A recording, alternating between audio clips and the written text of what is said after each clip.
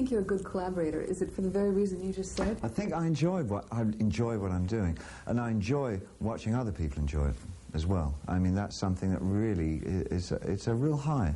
You know, you really feel as though you're contributing to somebody else's life if you can see that they have been really happily surprised with something that they've done, that they've contributed to. Is that the case with you and Jimmy, with Iggy Pop? I think I'd like to believe that. Yeah, I think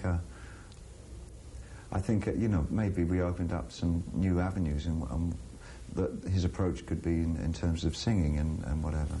I think he got into a whole new idea of melody lines and stuff, working with me. But on the other hand, I mean, I thoroughly enjoyed watching him work with lyrics. The way he works with lyrics was quite extraordinary. It's still something I couldn't do. It works in a very different way to me, but... I think of China Girl when you said yeah, it's an extraordinary lyric, and it really was sort of thrown out when he was writing it. It was literally thrown out on the recording session, almost verbatim. It changed maybe 3 or 4 lines, but it was an extraordinary talent that he has for spontaneous free thought. My little China girl, you shouldn't mess with me. I'll ruin everything you are. You know, I'll give you television, I'll give you eyes of blue, I'll give you a man who wants to rule the world. When you look at the two of you working together, it's almost like the same coin, 2 different sides. Oh, absolutely. I think that's probably why we get on so well anyway, and we're very, very different from each other. He's a lot more exuberant than I am, I think. I tend to be quieter, more reflective, but he's kind of always a little bit on the dangerous line as well, and I'm not particularly. I'm much more of an observer, whereas he's much more of a participant in things. We're so opposite, it works good. You're so opposite? Yeah, sure. In what ways? Well, I mean, he's slick, and I'm what I am, you know, and he's London, and I'm Detroit, and it's... Do you both want to be each other? I don't think so, no. I think we're very happy this way, you know. I stumble into town just like a sacred cow. Visions of swastikas in my head, plans for everyone. It's in the way of my eyes.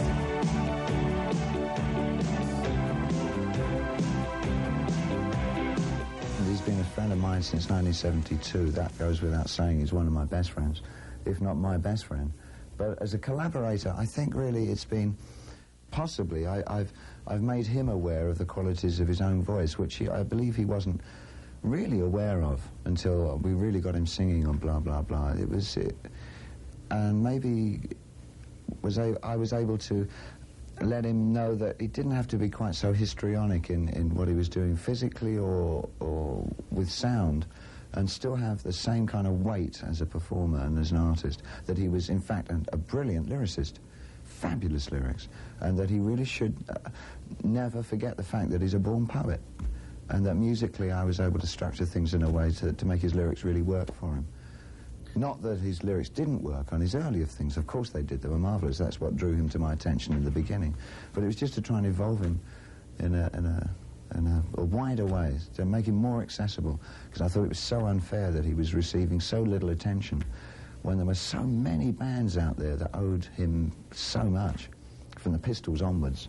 He sees me with a distance. I don't see him from myself. He sees me as a character, probably an American beatnik who survived, probably Kerouac 30 years later, and I think I see him as one of the only representatives of the enfranchised world that understands me, or that I can stand.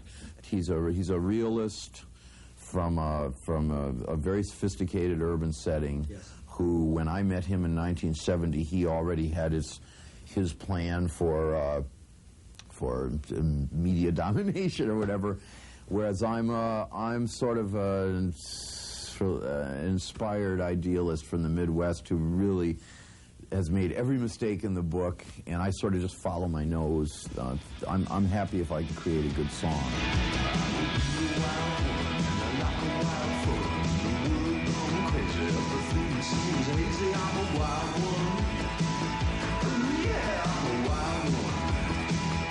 And Brian Eno, the Berlin Youth. Well, he lets the instruments do free thought for him. He lets his computer do the walking. Yeah, well, as I say, he could explain it to you better than I could.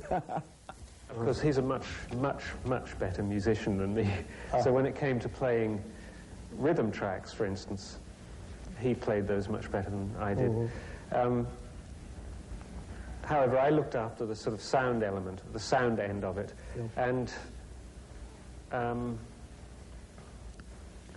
I suppose I was the source for a lot of the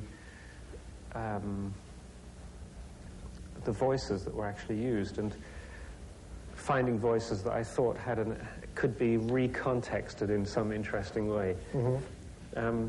But it was pretty much a shared record. After the first couple of pieces, we really worked together. Oh, I love him. I mean, I can listen to him spout his theories for hours. And I can watch him changing them as he gets bored with it as well. He will accommodate his theory to suit the occasion, but I mean, he's a wonderful conceptualist, and he really is a wonderful conceptualist.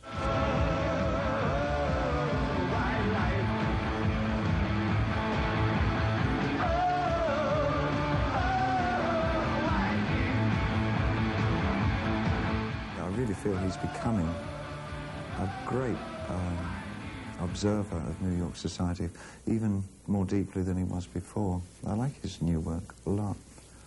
Like all of us, he had a kind of a floppy time. But things went sort of floppy. And, which was your floppy time? My floppy time. My last floppy time was between 84 and about 84 to 88. I think those 4 years I found decidedly floppy.